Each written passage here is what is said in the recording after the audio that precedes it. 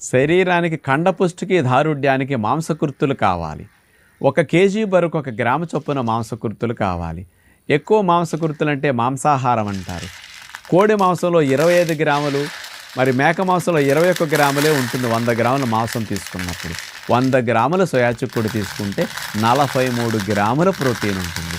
అందుకని కోడి మేక కంటే డబుల్ ప్రోటీన్ ఉన్నది సోయా చిక్కుడు గింజలు. ఈ సోయా చిక్కుడు గింజల్ని 12 గంటలు నానపెట్టి కుక్కర్లో ఉడకపెట్టి ఏ కూరలైనా రోజు 1 గుప్పెడు 2 గుప్పెళ్ళు తింటే శరీరానికి కావాల్సిన ప్రోటీన్ పుష్కలంగా అందుతుంది. వేడి చేసినప్పుడు ప్రోటీన్ దెబ్బతినదు. కానీ హాని కలిగించే సోయా చిక్కుడులో ఉండేవి కొన్ని గ్వాయిట్రిన్స్ వేడికి నశిస్తాయి కాబట్టి నష్టం ఉండదు. శాకాహారంలో ఎక్కువ ప్రోటీన్ ఉన్న సోయా చిక్కుడిని కంపల్సరీ అందరూ వాడండి, లాభాన్ని పొందండి.